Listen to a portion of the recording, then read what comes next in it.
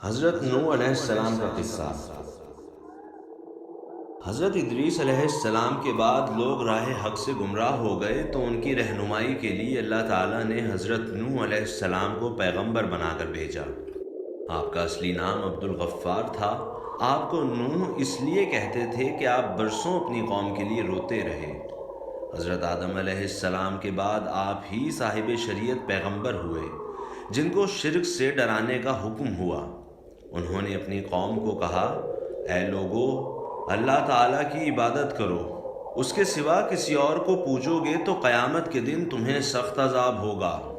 آپ نے قوم کو خفیہ اور اعلانیہ ہر طرح سمجھانے میں کوئی دقت باقی نہ رکھی، لیکن 80 آدمیوں کے سوا کوئی بھی آپ پر ایمان نہ لایا۔ مشرک لوگ آپ کو سخت تکلیفیں دیتے۔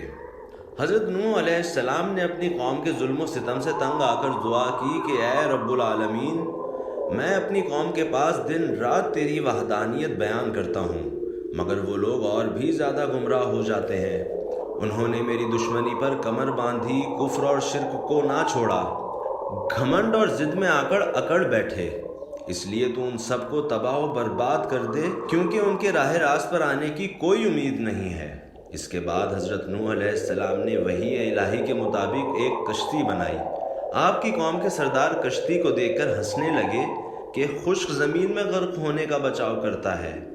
وائے افسوس ان مشرکین کی سمجھ پر کہ موت سر پر کھڑی تھی اور وہ ہنستے تھے، مگر اللہ تعالیٰ کے پیارے نبی نوح علیہ السلام نے ان کی مذاق کی پرواہ نہ کی اور خدائے تعالیٰ کے فرمان کے مطابق کشتی بنانے میں مصروف رہے۔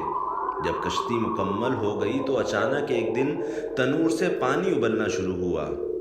آپ نے اللہ کے حکم سے ہر قسم کے جانوروں کا ایک ایک جوڑا اور ان لوگوں کو بھی جو آپ پر ایمان لے آئے تھے اپنے ساتھ کشتی میں سوار کر لیا۔ ان لوگوں میں آپ کے 3 بیٹے سام، حام اور یافس اور ان کی بیویاں بھی تھیں۔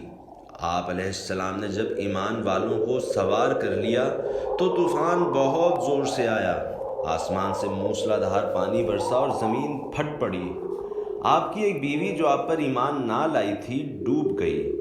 آپ نے دیکھا کہ آپ کا بیٹا کنعان بھی طوفان میں گھرا ہوا ہے۔ آپ علیہ السلام نے اس کو آواز دی کہ بیٹا ادھر آؤ اور ایمان لا کر کشتی میں سوار ہو جاؤ، لیکن وہ نہ مانا۔ اس نے کہا کہ میں پہاڑ پر چڑھ کر بچ جاؤں گا۔ ابھی وہ اتنی ہی باتیں کر پائے تھے کہ کنعان ایک لہر کی لپیٹ میں آ کر ڈوب گیا۔ نوح علیہ السلام نے عرض کی، الہی، تیرا وعدہ تھا کہ تو میرے گھر والوں کو بچائے گا، کنعان بھی میرا بیٹا ہے۔ اللہ تعالیٰ نے فرمایا کہ وہ تیرے گھر والوں میں سے نہیں ہے، کیونکہ وہ اچھے کام نہیں کرتا۔ اس لیے لکھا ہے کہ پیغمبر زادگی بغیر ایمان اور نیک اعمال کے بیکار ہے، اور اچھے عملوں کا فائدہ بغیر عمدہ نسب کے بھی بے شمار ہے۔ 40 دن تک طوفان اپنے زوروں پر رہا۔ پھر حضرت نوح علیہ السلام کی کشتی جودی پہاڑ پر جو ملک شام میں واقع ہے جا کر ٹھہری۔ وہاں اتر کر کشتی والوں نے ایک گاؤں آباد کر کے اپنی تعداد کے مطابق اس کا نام سوق الثمانین رکھا، جس کا مطلب 80 آدمیوں کا بازار ہے۔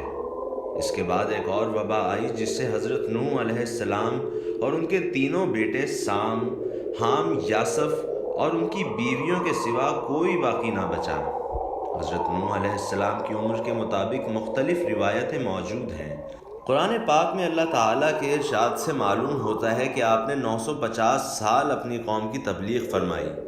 بہرحال بہت لمبی عمر پا کر آخر آپ بھی جہان فانی سے کوچ کر گئے۔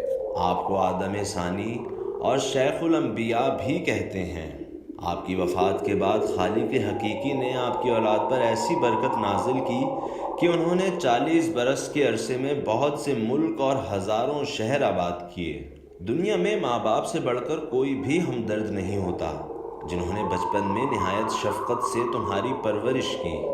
اللہ تعالیٰ کا فرمان ہے کہ جب وہ دونوں بڑھاپے کو پہنچیں تو ان کو اف تک نہ کہو اور ہمیشہ ان سے ادب سے بات کرو اور عجز و نیاز سے ان کے آگے جھکے رہو۔ اللہ تعالیٰ سے ان کے لیے دعائے خیر کرتے رہو۔ تمہاری سعادت اسی میں ہے کہ ان کی اطاعت کرتے رہو، ان کی رضامندی اللہ تعالیٰ کی رضامندی کا باعث ہے۔ تم کنعان کی نافرمانی کا ذکر پڑھ چکے ہو، جس نے تکبر اور غرور میں آ کر اپنے والد کی نافرمانی کی اور کفار کے ساتھ طوفان میں غرق ہو گیا۔